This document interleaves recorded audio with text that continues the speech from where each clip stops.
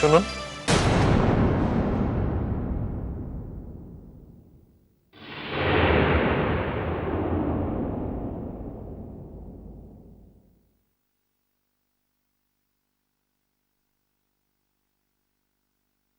আজ আমাকে এড়িয়ে গেলে হবে না কিরণমালা। আমি এখানে দাঁড়িয়ে আছি শুধুমাত্র আপনারই সাথে কথা বলবো বলে। কিন্তু এখন তো আমার সময় নেই আফতার, দেরি হয়ে যেতেছে, ক্লাস হয়ে যেতে হবে। হোক দেরি, তবুও আমি যে কথা বলবো বলে এখানে দাঁড়িয়ে আছি সে কথা শোনার আপনার খুব প্রয়োজন। দেখুন কিরণমালা, আমি এখানে শুধু শুধু আমার আর আপনার সময় নষ্ট করব বলে দাঁড়িয়ে নেই। কি কথা?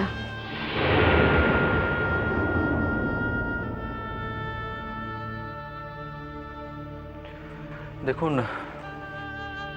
আপনার জীবনে সদ্য ঘটে যাওয়া দুর্ঘটনার কথা যেমন যেমন কারুর জানতে বাকি নেই, ঠিক তেমনি আমি এর সবটাই জানি।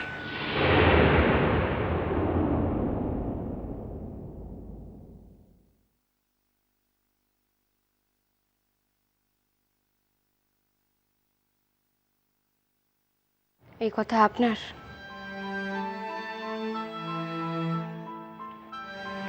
আপনি আপনি আরেকটু ধৈর্য ধরুন, আমার কথা এখনো শেষ হয়নি।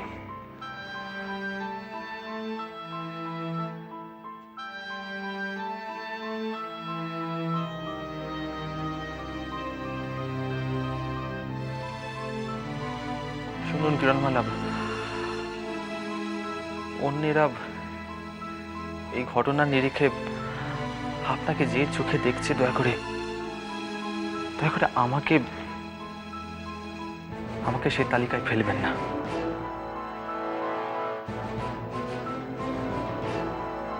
দেখুন, আমি আপনাকে প্রথম দিন থেকেই বন্ধু বলে মনে করেছি, আর আজও ঠিক তাই মনে করি।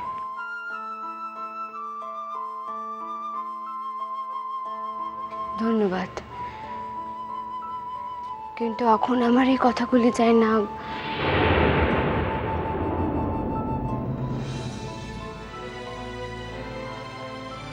বললাম যে আমার কথা এখনো শেষ হয়নি, আর হলে আমি আপনাকে বলবো যে আপনি আসতে পারেন। দেখুন, প্রথম থেকেই আপনি আপনার জীবনের কোনো কথাই আমার সাথে শেয়ার করেননি, করতেও চাননি, অথচ আমি আপনার ব্যাপারে সবটাই জানি। আমি আপনার পাশে ছিলাম, আছি, আর ভবিষ্যতেও থাকবো।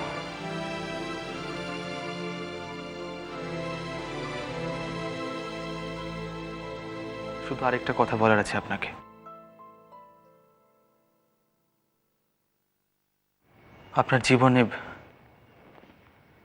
আপনার জীবনে দুর্যোগ কিন্তু এখনো শেষ হয়নি কিরণমালা। আপনি ঠিক কি কইতেছেন আমি বুঝতে পারতেছি না, স্পষ্ট করে রাখুন। আর আমি ইউনিভার্সিটিতে ক্লাস করতে আসি, কারণ বন্ধুত্ব এক্সপ্লানেশন শুনতে আসি না। দেখুন, আপনার এইরকম মানসিক অবস্থায় এই কথাগুলো বলা খুব স্বাভাবিক, আর ঠিক তাই জন্য আমি আপনার কথায় কিছু মনে করছি না, আঘাতও পাচ্ছি না। আরেকটা কথা, প্রথম থেকেই আমি কোনো রকম স্বার্থ নিয়ে আপনার সাথে মেলামেশা করিনি, তাই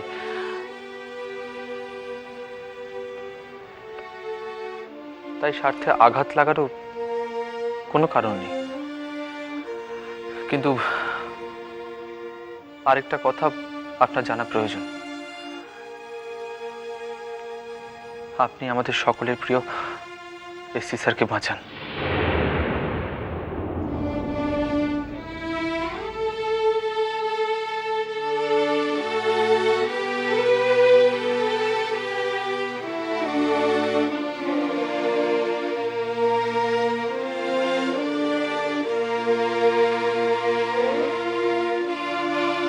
তার জীবনটা এভাবে শেষ হয়ে যেতে দেবেন না।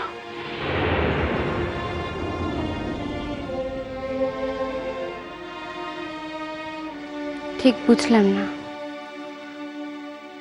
কাল কাল আপনি তাড়াতাড়ি বাড়ি চলে গিয়েছিলেন। শেষ ক্লাসটা এসসি স্যারের ছিল, হয়তো সেই কারণে আপনি তাড়াতাড়ি বাড়ি চলে গিয়েছিলেন। মানে ওনার মুখোমুখি হবেন না বলে। কিন্তু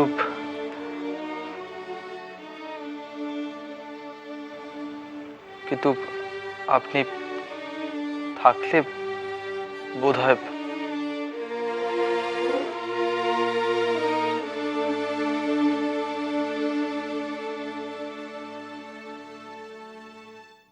কাল স্যার ড্রিঙ্কস করে ক্লাসে এসেছিলেন।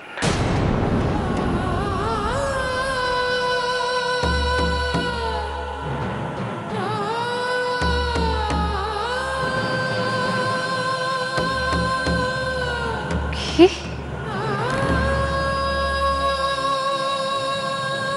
হ্যাঁ কিরণমালা, ঠিক এই অভিব্যক্তিটাই আমি আপনার কাছ থেকে আশা করেছিলাম।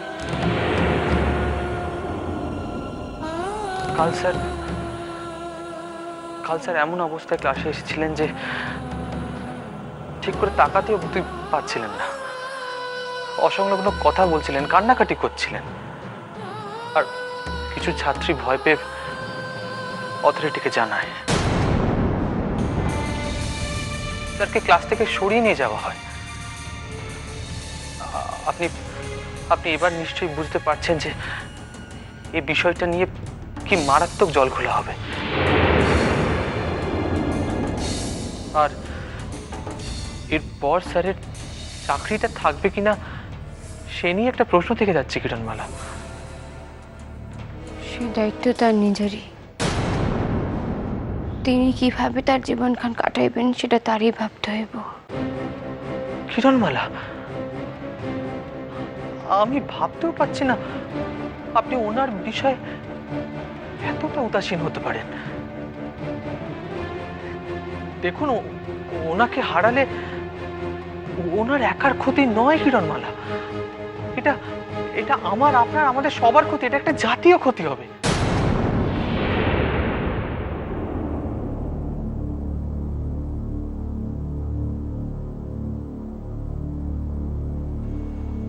বাহ, আপনার কনসার্ন দেখা ভালো লাগতেছে। তাহলে আপনি কেন তার পাশে গিয়ে খাড়াইতেছেন না? আপনি কেন তারে বুঝাইতেছেন না?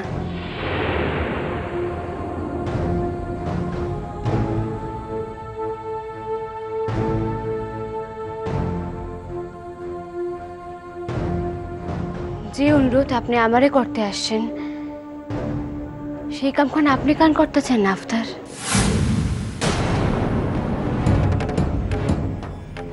কিরণমালা, আমার আর আপনার পাশে দাঁড়ানোর মধ্যে যে কিছু প্রভেদ আছে সেটা আপনি নিশ্চয়ই মানবেন। না, কোনো প্রভেদ নাই তো। আপনিও তো একজন স্টুডেন্ট আর আমিও তাই। তার মানে আপনি আপনার দায়িত্ব থেকে এড়িয়ে যাচ্ছেন, তাই তো? ব্যথা তো আপনি আফতার। আপনি না স্যারকে ভালোবাসেন, এই আপনার ভালোবাসা, তাই তো? আজ যখন মানুষটা নিজেকে শেষ করে দিতে চাইছে, ধ্বংস করতে চাইছে, একটি বারের জন্য আপনি ওকে আটকানোর কথা ভাববেন না?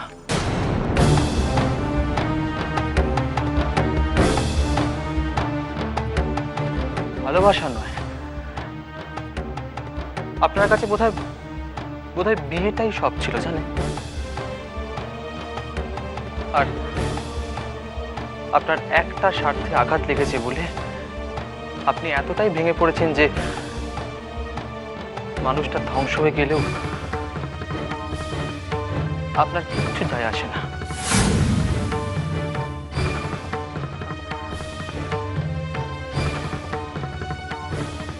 আমার কি মনে হয় জানেন? আপনি ওনাকে আদৌ কোনোদিনই ভালোবাসেননি। আপনি ভালোবেসেছেন ওনার গ্ল্যামারকে। হ্যাঁ, আপনি ভালোবেসেছেন ওনার গ্ল্যামারকে। আর আজ সেই গ্ল্যামার যখন ওনার জীবন থেকে চলে যেতে বসেছে, ওনার ধ্বংসও আপনার কিচ্ছু যায় আসে না। আফতার, আপনি কিন্তু এবার অনধিকার চর্চা করতেছেন। আফতার, আমি আমার সম্পর্কে কথা কওনি লিখা আপনার এতটা অ্যালাউ করি না। ভবিষ্যতে কথাখান মনে রাখবেন, যে কারোরই সীমা অতিক্রম করা উচিত নয়, আর প্রত্যেককেই তার নিজের সীমাখান জানা লইতে হয়। আচ্ছা, ধন্যবাদ।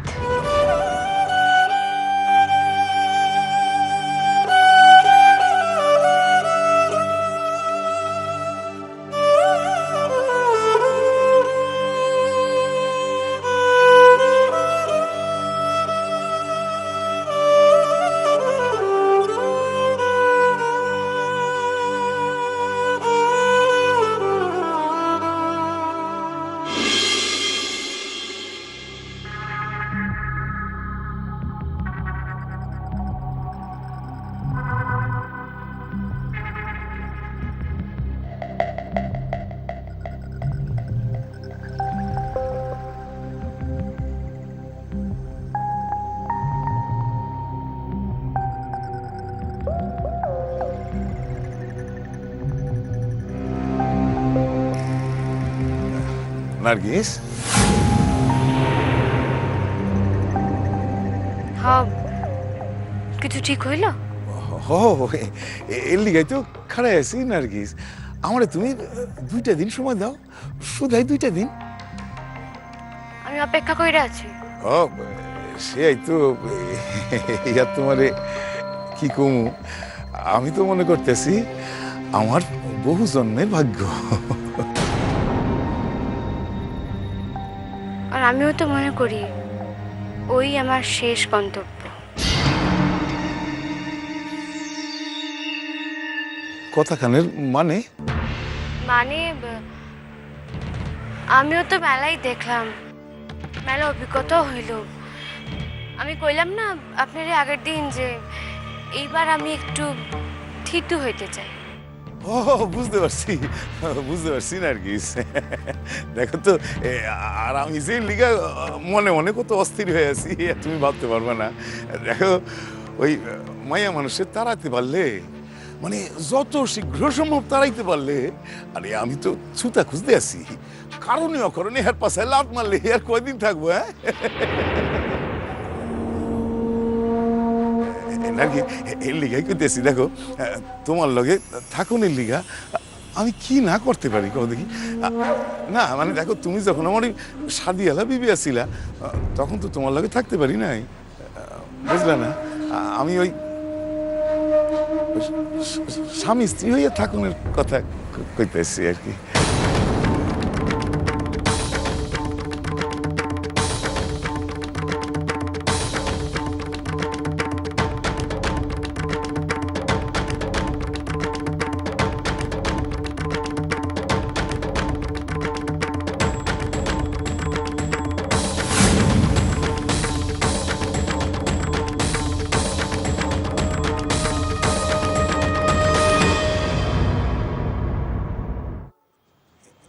কি আর কোন আর কি জানো, তুমি যখন হাইটটা যাও, আমি তোমার পানে চাইয়ে থাকি, ভাবি আল্লাহ আল্লাহ, এই একদিন আমার বিবি আসিল, এই মাই একদিন আমার আসিল।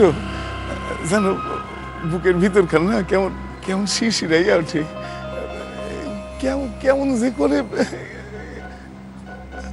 জানো নার্গিস, আমি না রাইতে ঘুমাইতে পারি না, বিছানায় শুধুই ছটফটাই।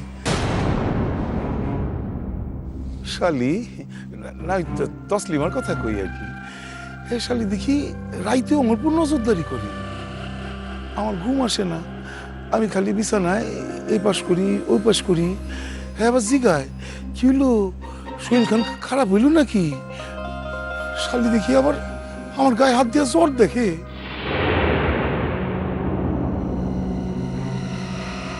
শালির ওই কাউটা হাত খান আমার গায়ের উপর যখন লাগাইছে না, নার্গিস কি কম তোমারে, আমার যে তখন কি মনে হইতেছিল, আমি কয় তখন মনে মনে ভাবতেছি আমার নার্গিসের ওই নরম নরম হাতের কথা, আর তার বদলে ওই শালির ওই কঠিন কঠিন কাঠের লাগানো হাত।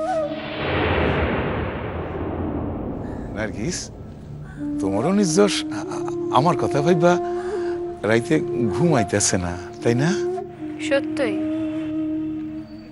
আমারও রাইতে ঘুম আসতেছে না। তুমি না আমারে শুধাই 2টা দিন সময় দাও, 2টা দিন। এর ভিতর আমি যেমন কইরা পারি, যত তাড়াতাড়ি পারি একখান ফোন দি বাইর কইরা। আপনার প্রতিবেশীরা যদি কেউ কিছু কয় তা করে সামলাইতে পারবেন তো?